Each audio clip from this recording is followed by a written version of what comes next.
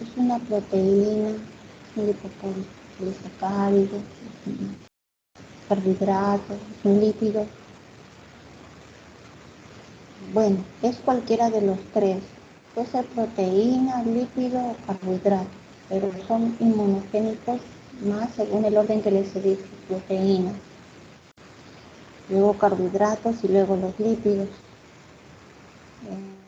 Bueno, ¿qué propiedades tienen estos antígenos?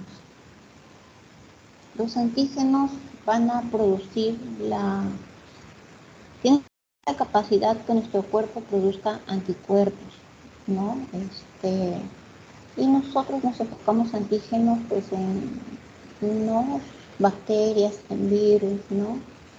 Es un proceso biológico que va a implicar también a estas células de las que hemos hablado, ¿no? A nuestros linfocitos B, los linfocitos T, para sintetizar los anticuerpos. También están involucrados los receptores celulares y en general cualquier molécula puede ser un antígeno, ¿no?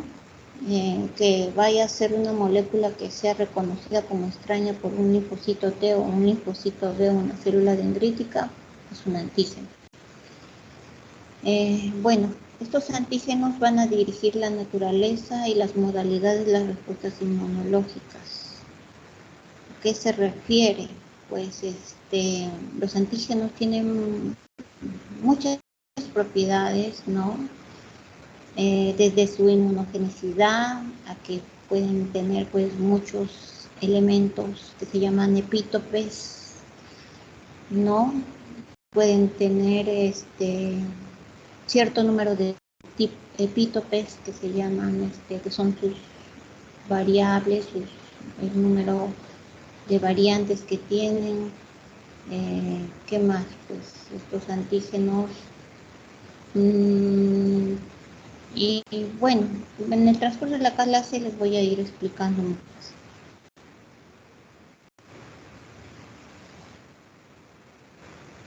Los principales antígenos. Bueno, para que sea un antígeno, se dice que tiene que ser una molécula que pese más de 1000 daltons. Tiene que tener actividad inmunogénica. Significa que tiene que tener la capacidad de producir anticuerpos, ¿no? De estimular, mejor dicho, porque él no va a producir, sino de estimular al linfocito que produzca anticuerpos. Hay ciertos antígenos que son muy pequeñitos, que por sí solos no pueden producir, no pueden estimular a producir anticuerpos, y se llaman aptenos, ¿ya? Entonces estos aptenos son pequeñas proteínas que pesan de 200 a 300 daltons. Hay 5 categorías de antígenos. Los aptenos son derivados, ¿no? Son mini péptidos, son pequeñitos, son también nucleótidos, pueden ser derivados nitrogenilos. Los antígenos más inmunogénicos son los proteicos, como les decía, también pueden ser polisacáridos, pueden ser lípidos o ácidos nucleicos modificados. Pero estos se presentan generalmente, estos ácidos nucleicos, en las enfermedades autoinmunes. Entonces acá tenemos, por ejemplo, un antígeno libre y tenemos un antígeno fijado a la célula, como el glóbulo rojo, ¿no? Nosotros tenemos nuestros glóbulos rojos, tenemos nuestros antígenos, y los más conocidos son del grupo ABO, ¿no? El que es grupo A tiene el antígeno A, el que es B tiene el antígeno B, el que es el grupo AB tiene el antígeno AB. Entonces estos son antígenos fijados a la célula, tenemos un antígeno libre. En este caso, bueno, son proteínas, pero también hay antígenos eritrocitarios que también están compuestos por hidratos de carbono y lípidos. Entonces, acá tenemos los antígenos hallados en el medio ambiente, ¿no? Por ejemplo, las bacterias.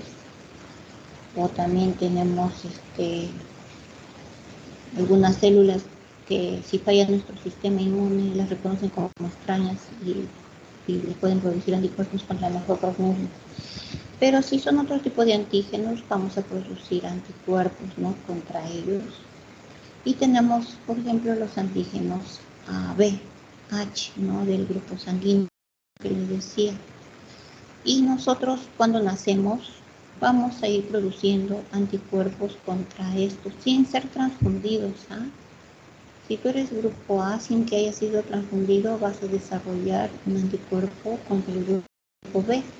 ¿Por qué? Porque hay alimentos, hay ciertas sustancias a que uno esté expuesto que se parece al antígeno del grupo sanguíneo y uno a lo largo de su vida va produciendo anticuerpos, ¿no? O sea, son parecidos a ciertos anticuerpos que se encuentran en bacterias o en los mismos alimentos. Entonces uno produce anticuerpos. Los primeros anticuerpos que uno produce son los de tipo IgE.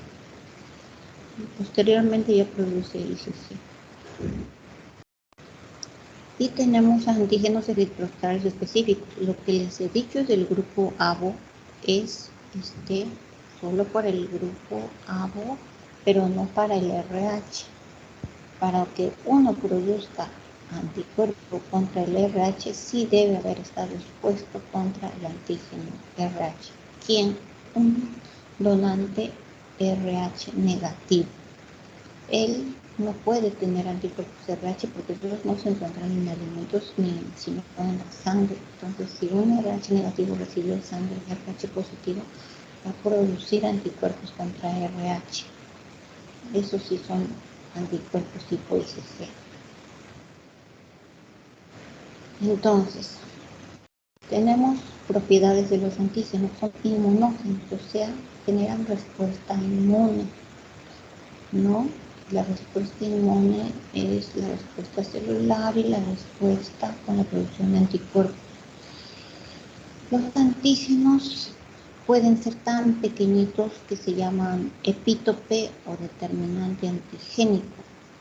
Y estos pueden ser lineales, o sea, una cadenita de péptidos conformacionales, o sea, puede ser una cadena de péptidos, una discontinuidad de los péptidos o un plegamiento, o sea, una formación tridimensional. Esa es la conformacional.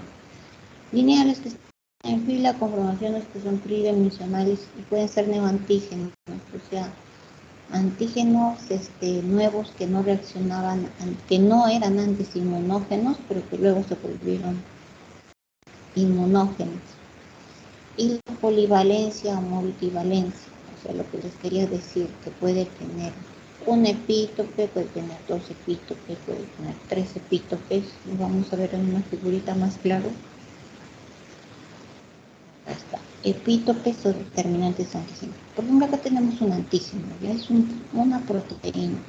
Supongamos que es de una bacteria o cualquier otra proteína. Entonces, este antígeno tiene ciertas partes, ¿no? Porque es una proteína, tiene péptidos. Entonces, cada una de estas letritas se llama epítope o determinante antigénico. Cada uno de ellos, ¿no? Y un anticuerpo puede reaccionar contra el epítope, por ejemplo, contra el epítope K. No necesariamente contra todos, sino contra el epítope, ¿no?, K. ¿Y qué es la valencia? La valencia es, ¿no?, a cuántos, digamos, a cuántos tipos de anticuerpos va a atraer. Por ejemplo, acá tenemos determinar cuántos epítopes en este caso tiene. Por ejemplo, en este caso tenemos 3 epítopes que son atraídos por 3 tipos de anticuerpos. Entonces, esa es la valencia. El determinante antigénico es un epítope, una parte del antígeno, y la valencia es el número de epítopes que atraen a los anticuerpos. Un antígeno puede tener 3 valencias, atrae a 3 tipos de anticuerpos. Acá tenemos la estructura cuando les decía un epítope, ¿no? ejemplo, un apteno, ¿no? La molécula pequeña. Tenemos acá tenemos varios epítopes. Sería varios epítopes de la misma especificidad, ¿no? ¿Por qué de la misma especificidad? Son igualitos. El anticuerpo al que van a traer es el mismo. Muchos polisacáridos, por ejemplo, ¿no? O homopolímeros, ¿no? Un ejemplo de antígeno. Acá tenemos varios también epítopes, pero de diferentes especificidades. Quiere decir que este va a traer un anticuerpo, este otro, porque son conformacionales. La forma variable del anticuerpo que no sé si lo ven de forma variable, esta tiene que adaptarse al antígeno. Entonces, estas son epítopes, diferentes especificidades, porque van a traer diferentes tipos de anticuerpos. Ejemplos, las proteínas. Acá tenemos un apteno. ¿Qué es un apteno? Entonces, este es un ejemplo de un apteno. En primer lugar, un apteno es una molécula pequeña que por sí sola no va a ser inmunogénica, sino que va a tener que unirse a un carrier, a otra proteína para ser inmunógena. Por ejemplo, acá tenemos un anillo beta-lactámico, ¿no? Este anillo beta-lactámico, ¿dónde lo encuentran? Este anillo beta-lactámico está en las penicilinas y cefalosporinas. ¿Ya? Y bueno, por sí solo no es inmunógeno, ¿no? Pasó un anticuerpo por allí, no lo reconoce y no pasó nada, ¿no? No induce, digamos, ¿no? La formación, no es inmunógeno, no induce que se formen anticuerpos contra él. Pero ¿qué pasa con este apteno si se une a otra proteína? A un carrier, digamos. En ese caso, si el carrier se une al apteno, este apteno y carrier unidos sí van a llevar a la formación de anticuerpos, incluido, ¿no? Un momento, por favor.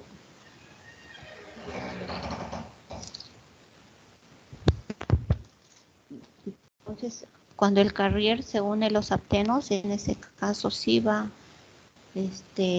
inducir la formación de anticuerpos. Entonces, eso es un apteno. Un apteno tiene que estar unido a otra proteína, ¿no? Para poder ser inmunógeno y producir la formación. Acá tenemos las diferentes formas de los epítopes o determinantes antigénicos. ¿Se acuerdan que el epítope es una porción del antígeno, ¿no? Por ejemplo, acá tenemos la lineal y la otra que era la conformacional, lo que les dije, puede ser así continua, puede ser discontinua, ¿no? Pero acá no continuó, se fue por arriba.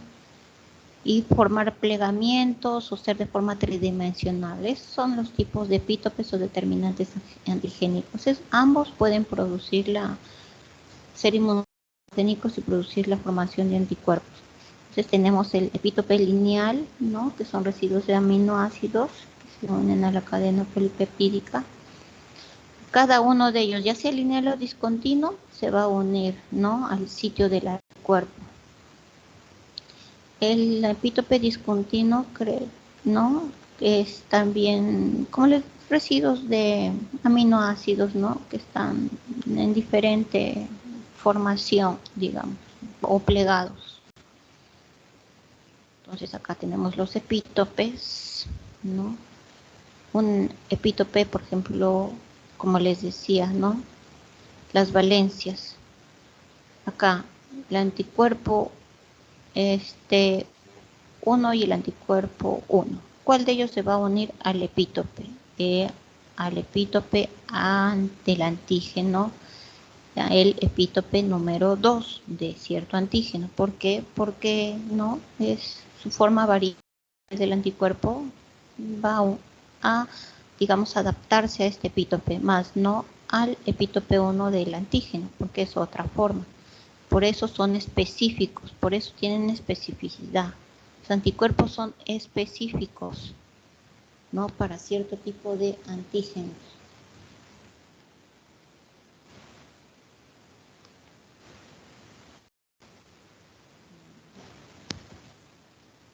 Entonces, bueno, otro ejemplo de lo mismo, ¿no?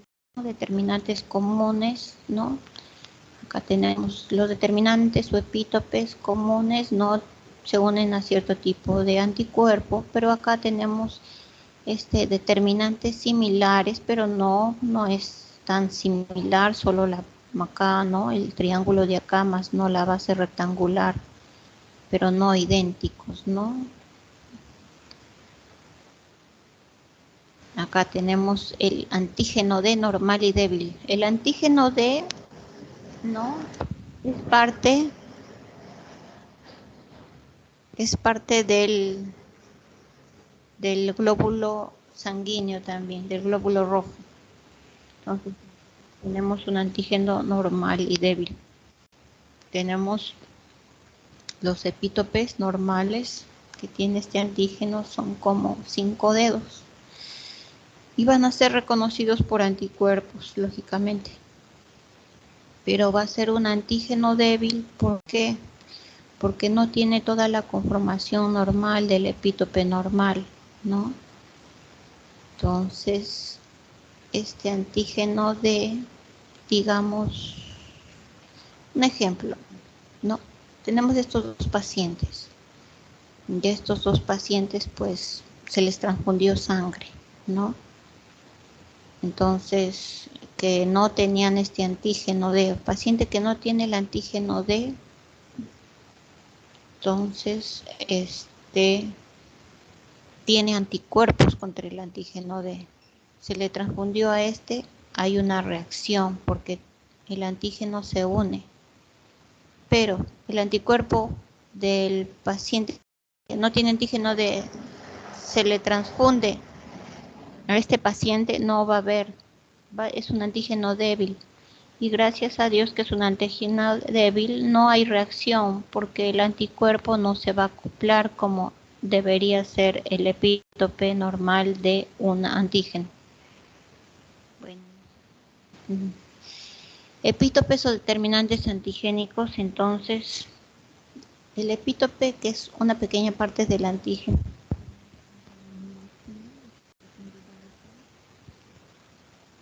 Es una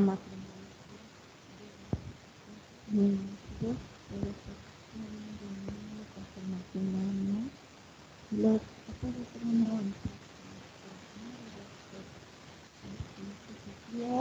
que pasó por una antigenicidad alterada, ¿no? Y el tipo están afectados los aminoácidos que aproximan entre sí, ¿no? Como el conformacional, ¿no?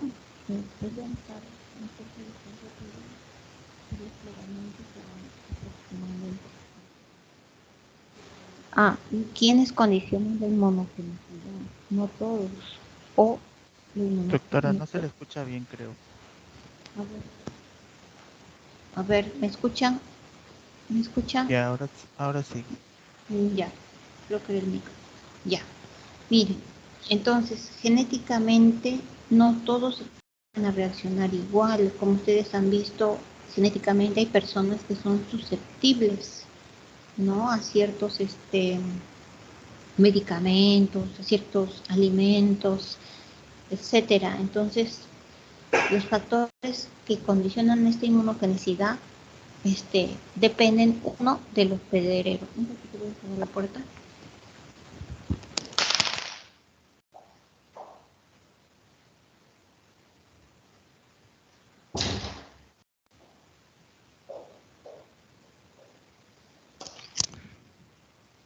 Ya está.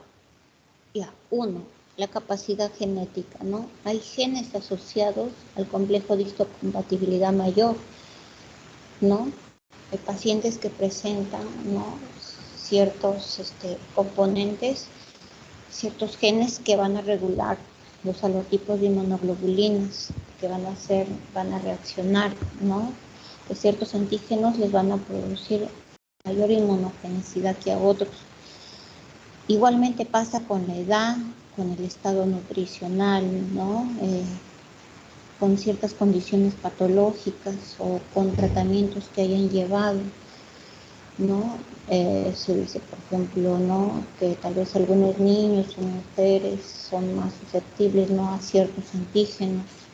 También mucho depende de la nutrición o de la patología, un antecedente patológico que hayan tenido. La mujer es más competente en producir anticuerpos que un varón, ¿no? Probablemente por eso más fallecidos eran varones, ¿no?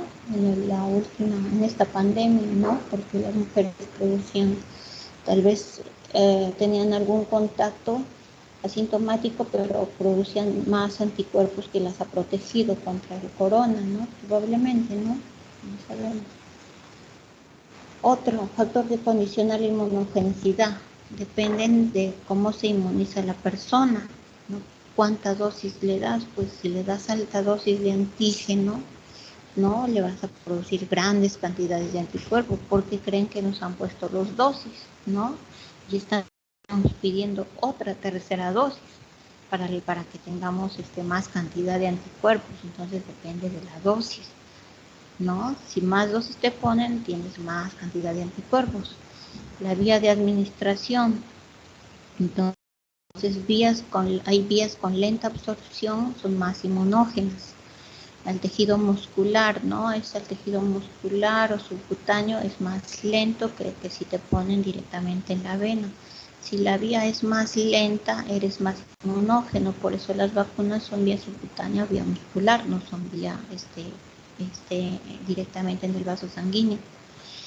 La frecuencia, el número además de la dosis, el intervalo puede inducir tolerancia. O sea, también hay que realizar pues un buen estudio y una buena cuantificación. En cuanto me refiero a las vacunas, por ejemplo, si con 2 o 3, si se hace un estudio, ¿no? Hay que ver en la población, a ver que recibieron 2 dosis, cuántas de ellas pudieron producir anticuerpos, 90%, ya es suficiente. Pero si le pones 3 dosis, ¿no? Y bueno, y en el estudio a largos años nuevamente se volvieron a enfermar. ¿Y quiénes se enfermaron más? Los que recibieron 3, 4 dosis, tal vez algún personal de salud se coló, porque a nosotros nos vacunaron nomás en febrero, ya se coló, por ejemplo, en estas vacunatones que hay, le pusieron 3 o 4, y son las personas que nuevamente se volvieron a enfermar. Entonces, probablemente, ¿qué pasó? Se hicieron tolerantes, ya no producieron anticuerpos. Entonces, eso también tiene que ver, ¿no? Podría ser que ya mucha dosis, un intervalo muy corto, podría producir tolerancia. Entonces es bueno siempre medir el dosis de anticuerpos que produce, como se hace con la hepatitis B, ¿no? La hepatitis B se vacuna 3 veces, se mide el dosaje de anticuerpos. Si llegas a más de 10 unidades, estás protegido. Si tienes menos, te ponen otra cuarta dosis, te vuelven a medir. Si tienes más de 10, entonces queda, ¿no? Factores que condicionan también dependen del mismo antígeno, de la fuente de origen. Como les dije, si es una proteína es más inmunogénico. Del tamaño de la molécula también depende, ¿no? Si es más grande, los grupos químicos que contenga, de la configuración óptica, ¿no? Si es como se llama, conformacional igualmente, de la carga eléctrica, si es más complejo también, porque los antígenos pueden ser proteínas y polisacáridos juntos. Un lípido es menos inmunogénico. Si es accesibilidad de las epítopes, claro, pues el epítope es donde se va a unir el anticuerpo. Si es accesible al anticuerpo, entonces se van a producir anticuerpos, pero si no es accesible, no se van a producir anticuerpos. Entonces, en cuanto a la inmunidad humoral, estamos hablando de los anticuerpos, ¿no? De las superfamilias de las inmunoglobulinas. Entonces, nosotros tenemos las inmunoglobulinas, ¿no? Tenemos las más conocidas, la G, la M y la A, pero también tenemos inmunoglobulina D. Y todas dependen del complejo mayor histocompatibilidad de clase 1 y de clase 2. Acá, por ejemplo, ¿qué tenemos? que los anticuerpos son glucoproteínas, ¿no? Ya vimos que se llama, su intervención se llama inmunidad humoral. Poseen características físico-químicas similares, vamos a ver sus regiones variables, constantes, donde se une el antígeno, ¿no? La bisagra con los enlaces de sulfuro. Todos los anticuerpos comparten el mismo patrón estructural, así es, ¿no? Todos son de la forma Y, sino que unas son monómeros, la inmunoglobulina de las mucosas es un dímero también o monómero y la M es un pentámero. Se distribuyen en forma soluble o ancladas a la membrana del linfocito B. Pueden estar sueltas o ancladas con los linfocitos B como receptores para el antígeno que encuentren, ¿no? Receptor de células B en inglés. Se pueden estar en forma libre o unida a la célula. Acá tenemos, por ejemplo, el nivel de inmunoglobulinas, el porcentaje del valor normal en el adulto. Nosotros tenemos que en la primera producción, pues, siempre va a ser la M, ¿no? Este es un recién nacido, El recién nacido tiene la ventaja que al nacer va a recibir las inmunoglobulinas G de la mamá, todo lo que ella ahí está dispuesto. De sus vacunas, de todas las inmunoglobulinas que tiene, el recién nacido va a recibir. Pero al poco tiempo, a los pocos meses, va a ir disminuyendo. Y mientras el recién naciendo va siendo expuesto a ciertos alimentos, a bacterias, va a ir produciendo su IgM, que con el tiempo, ¿no? Ya sus células van a producirse ya no IgM, sino inmunoglobulina G, que son las que se van a mantener por más años. En cambio, las IgM van desapareciendo poco a poco. Y lógicamente las inmunoglobulina, ¿no? Que se encuentran en las mucosas y es la mayor cantidad que tenemos de inmunoglobulina A. Bueno, el promedio se dice que las inmunoglobulinas de las vacunas es más o menos de 10 años. De las IgG, por supuesto, ¿no? Porque de las M van desapareciendo.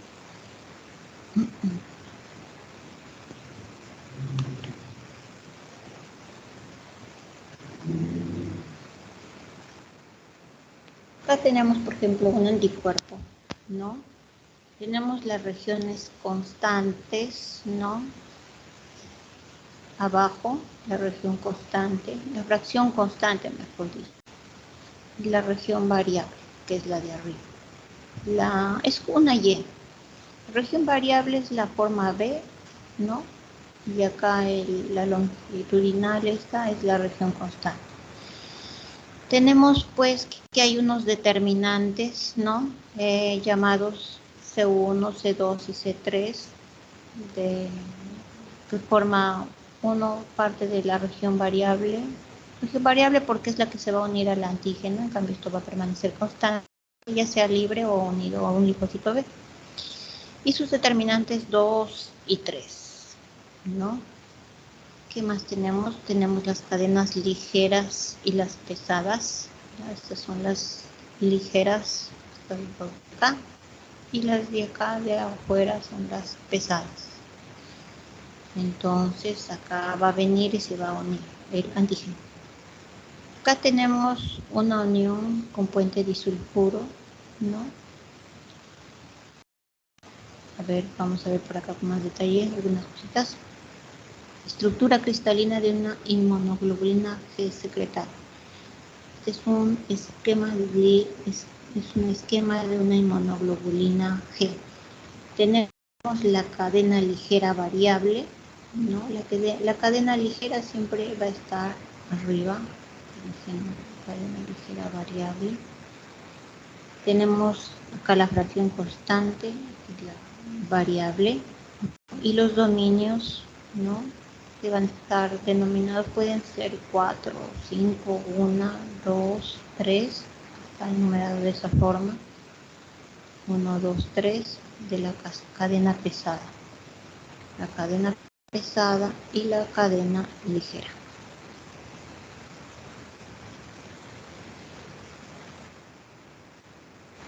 Entonces, los dominios, lo que veíamos con letra C, ¿no? Los dominios, C1, C2 y C3. ¿Qué pasa con los dominios? Bueno, los dominios están formados por 100 aminoácidos más o menos. Se encuentran entre los enlaces disulfuros y están plegados formando dominios globulares. En la cadena ligera hay 2 dominios, en la ligera, en la pesada hay 4 o 5 dominios. En la ligera hay 2 dominios, en la pesada hay 4 dominios, aunque acá han graficado 3 nada más, pero puede haber 4 o 5, dice 1, 2, 3, 4. Y acá arriba solo hay 2 dominios. Y acá hay una bisagra que los une por puentes disulfuros. Entonces, cada dominio se designa con una letra de ligera o pesada y un número que indica su posición, ¿no? De arriba hacia abajo.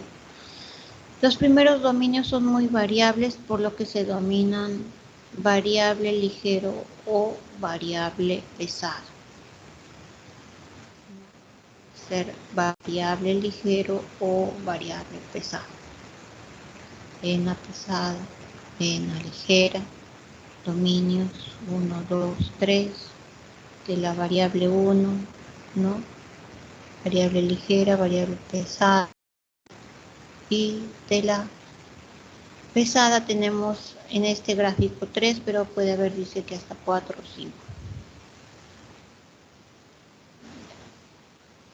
A ver, ¿cuál es su función de estos dominios?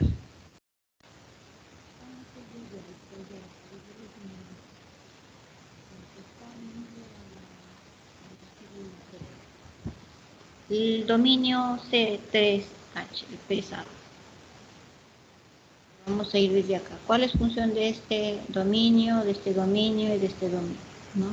En primer lugar, acá va a estar unido la célula B, o puede estar libre esto, y acá se va a unir el antígeno. A ver, vamos a hablar del dominio C3. El dominio C3, bueno, ¿cuál es su función conocida?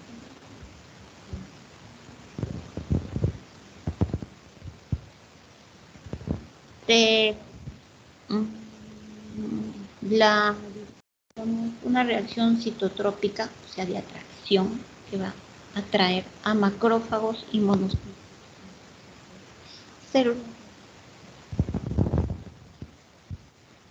Bueno, lo que tiene que ver con el ensamblaje de cadenas pesadas y ligeras. ¿Cuál es el dominio C2?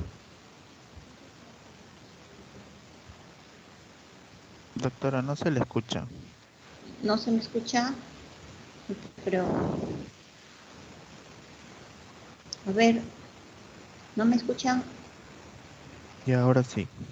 Pues creo que por rato se va la señal. Ya, bueno, a ver, entonces miren, vamos a hablar del dominio C3, C2, del C1.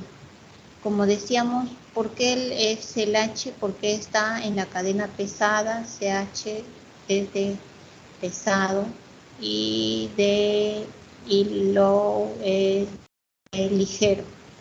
Voy a ponerle la gráfica nuevamente. Acá está. La cadena pesada no es esta. La cadena ligera es la amarilla. Esta región es variable porque según el antígeno, esta es la constante. Entonces vamos a ver la función del dominio C3, luego del C2 y luego del C1. El C3, su función es atraer a macrófagos, monocitos, mastocitos, natural killer, linfocitos B. Y también tiene que ver con el ensamblaje de cadena pesada y ligera.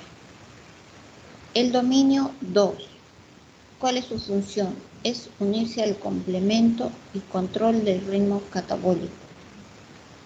La función del dominio C1 es el ensamblaje de las cadenas P y L ¿no? Tanto covalente como no covalente. Esas son las funciones de los dominios de las inmunoglobulinas. Ahora, la región variable, la región en forma de B.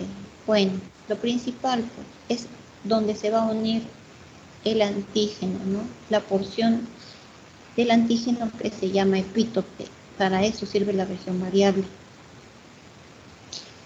La variabilidad no es uniforme, se concentra en 3 segmentos de 10 aminoácidos.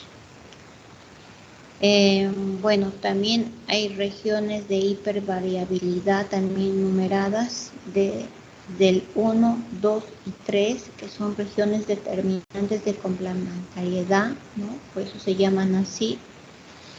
La especificidad de la inmunoglobulina por el antígeno va a radicar en esta región variable, como hemos visto en las gráficas, ¿no? Es esta región, ¿no? La B, que se va a acoplar al epítope.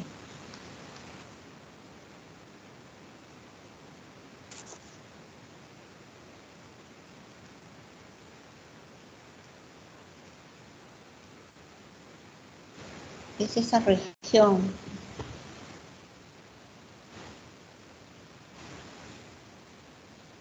Es la región variable, ¿no? Que se va a acoplar, si no, acá.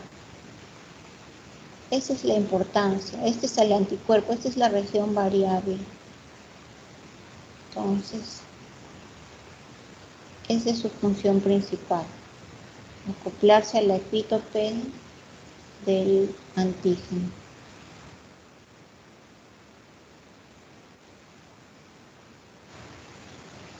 Entonces, la especificidad de la inmunoglobulina va a depender de esta región, ¿no? Pocas veces depende de la región constante, mayormente radica en la región variable. Y la región de bisagra, ¿qué consiste? Bueno, es una secuencia corta de aminoácidos que está entre el dominio 1 y 2 de las cadenas pesadas. Este es un poco confuso y fastidioso, pero acá están las gráficas, ¿no? Acá está la región de bisagra. Hay otros que no, muy bonitos. Esta es la región de bisagra, ¿no? Y ¿qué va a unir? Acá está la determinante 1, acá está el determinante 1, aquí está el determinante 2 y el determinante 3. Entonces, la región bisagra, ¿no? Va a unir estas regiones, estos determinantes 1 y 2.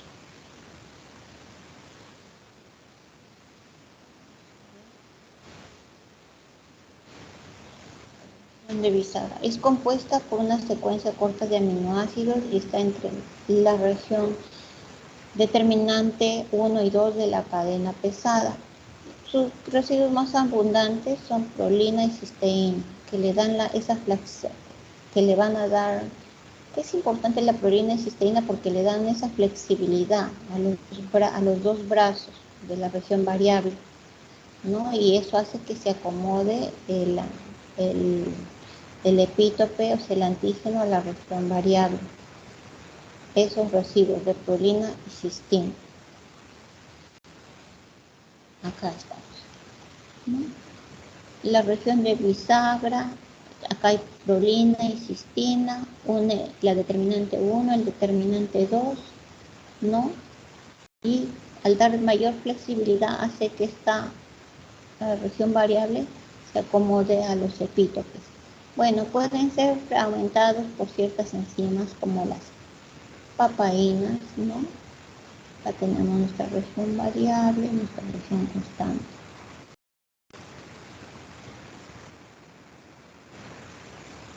Y los tipos de inmunoglobulinas, pues tenemos los tipos A, G, E, D y M. Más conocido, el primero que se produce es el M, ¿no? Luego de una infección. Posteriormente permanece el G, ¿no? Como hemos visto por un promedio de 10 años o más, algunos por toda la vida. El A, que permanece en las mucosas, las secreciones, son los más importantes.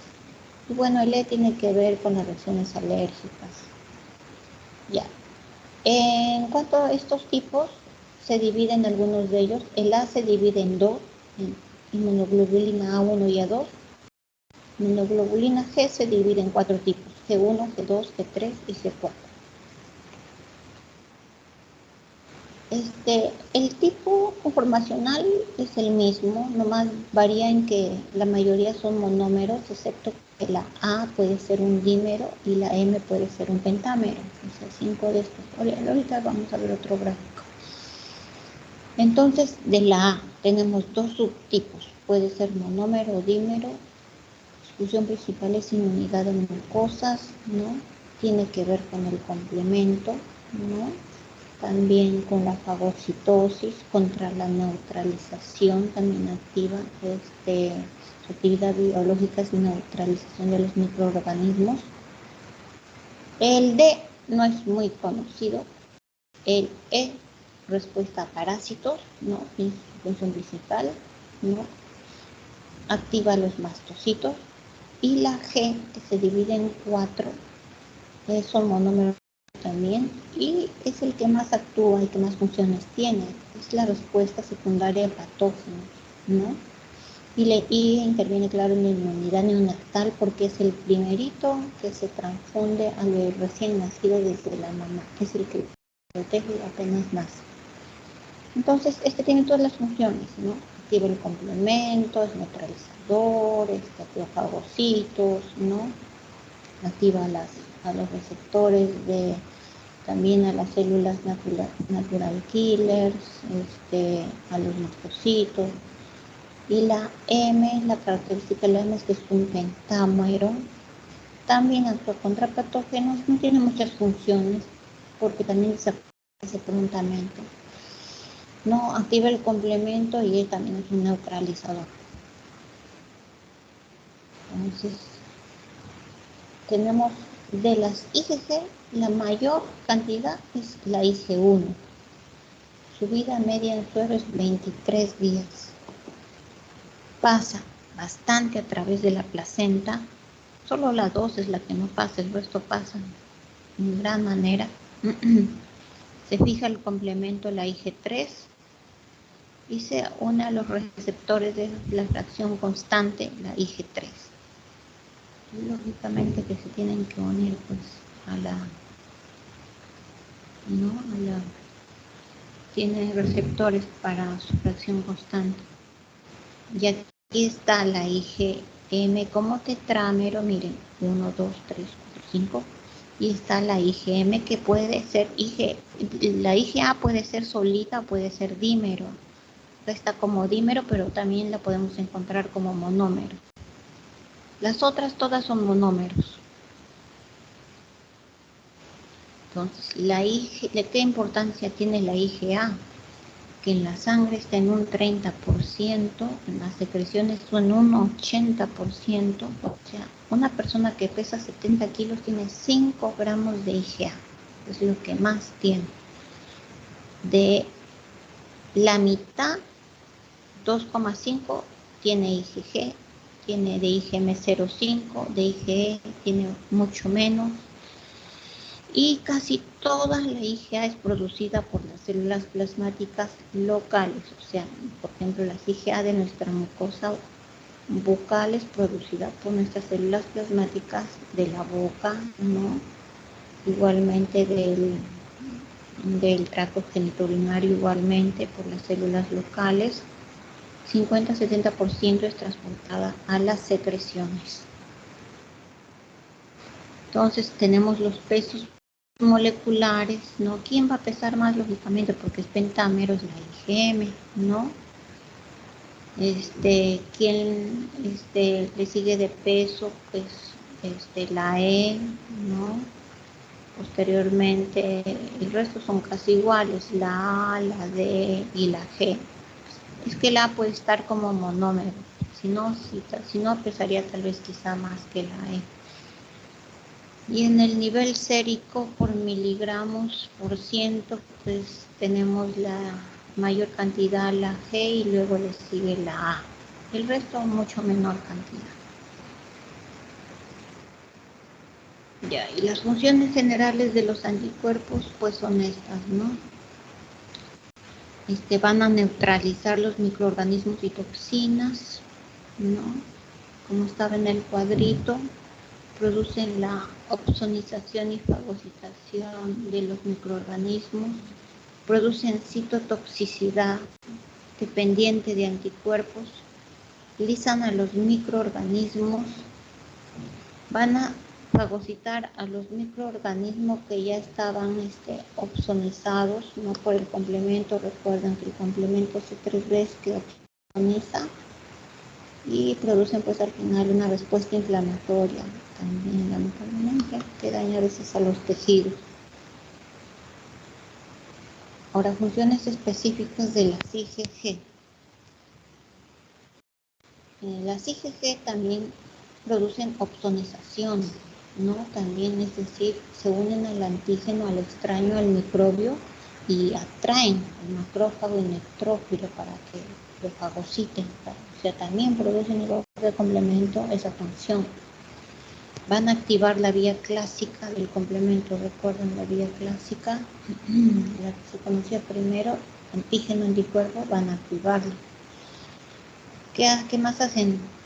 Citotoxicidad dependiente de anticuerpos. ¿Quién hace eso? Las natural killer o los macrófagos. O sea, se unen al antígeno y viene el natural killer y el macrófago y lo destruye. Y principalmente inmunidad neonatal, ¿no? Se transfieren anticuerpos de la placenta al recién nacido. Y también hay inhibición por retroalimentación de la activación de los linfocitos B. O sea, quiere decir que cuando hay demasiado IgE va a haber una inhibición de, cuando hay bastante IgG, pero no se necesita, van a comunicar a los linfocitos B para que no produzcan ya, no con la finalidad de no producir autoanticuerpos y enfermedades autoinmunes. También es una función importante de las IgG. Ahora, ¿qué hace la IgM?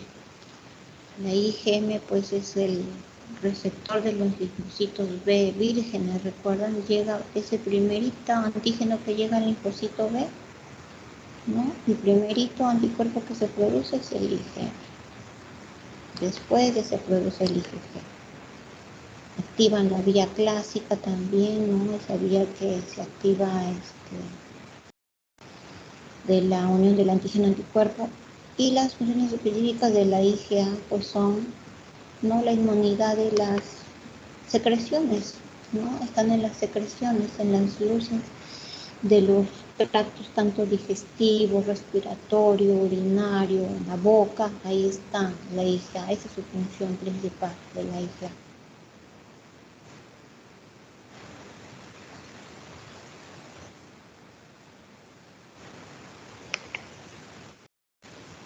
Y la IgE, ¿qué hace? La IgE produce citotoxicidad mediada por célula dependiente de anticuerpos relacionados con eosinófilos. ¿Qué significa eso?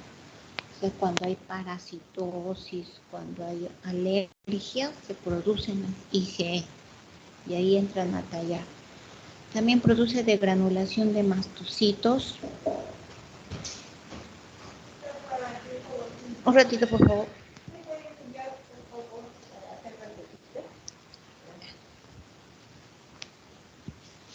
Funciones específicas de las IgD, bueno, también se dice que es un receptor antigénico de células B vírgenes iguales que la IgM, ¿no? Aunque no es muy conocido tampoco. Nos quedamos en que las IgE, ¿no? En las IgE tiene que ver con parasitosis, con alergias y también de granulación de mastocitos en las reacciones de hipersensibilidad tipo 1. Por eso se producen las alergias también. Hipersensibilidad, ¿no?, que es una relación del sistema inmune. La respuesta inmunológica primaria se produce en la primera semana, a los 10 días. Hay un incremento lento de anticuerpos. La concentración permanece. Esto es similar, miren, a lo que pasa con el coronavirus, ¿no? El primero 7 a 10 días se empiezan a producir los anticuerpos IgM, ¿no? De forma lenta. permanece estable durante 14 a 20 días, luego declinan hasta hacerse indetectables en el laboratorio y la respuesta primaria es los anticuerpos tipo IgG. Ya posteriormente se forman los IgG. Entonces, días después de la exposición al antígeno, acá tenemos, por ejemplo, ¿no?, las células presentadoras de antígeno, a los linfocitos T, a los linfocitos B. Estos se expanden, se clonan, ¿no? Hay una diferenciación, las células plasmáticas empiezan a formar los anticuerpos, ¿no? Y los linfocitos T se convierten en linfocitos T efectores, ¿no? Posteriormente, bueno, igualmente tenemos una eliminación de los antígenos con esta respuesta primaria. Hay una producción ya de la inmunidad humoral de los anticuerpos. También tenemos nuestros linfocitos de memoria, ¿no? Si hay fagocitosis por los neutrófilos o macrófagos, estas células también sufren apoptosis, ¿no?, que es una función también del sistema inmune. Y lo bueno es que quedan las células de memoria supervivientes, ¿no?, para las posteriores exposiciones a los mismos antígenos. Entonces tenemos que la respuesta secundaria es por exposición al mismo antígeno. Como dijimos en la primaria, ¿no?, se produjo ya en las células vírgenes, en las células plasmáticas, los linfocitos B, se han formado sus anticuerpos IgM.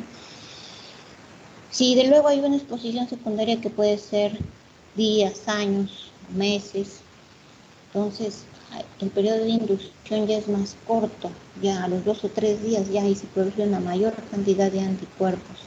El pico máximo es a los 10 días y los antígenos acá que entran a tallarlos son los antígenos IgG que van a estar años, ¿no?, en nuestro organismo, promedio de 10 años, según las vacunas, ¿no? Entonces acá tenemos nuestra respuesta primaria que fue pequeña, ¿no?, que demoró algunos días, pero los linfocitos fueron expuestos, se clonaron, ¿no?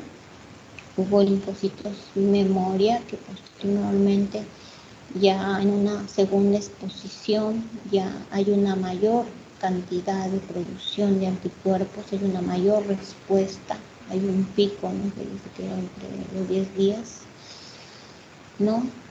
Acá entran a tallar todos los anticuerpos producidos por los linfocitos B. Y esto permanece, pues, ¿no?, durante años. Bueno, y acá finaliza esta clase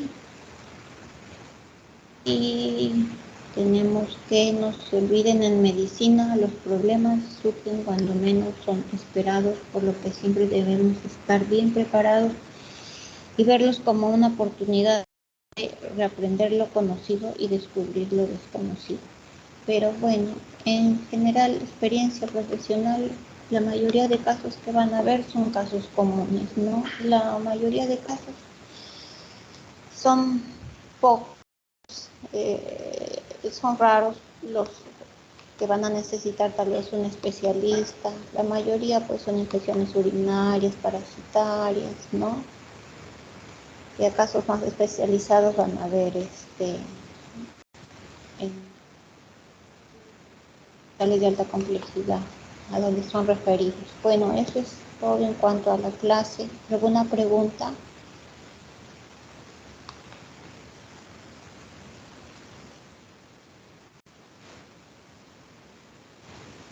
¿Alguna pregunta?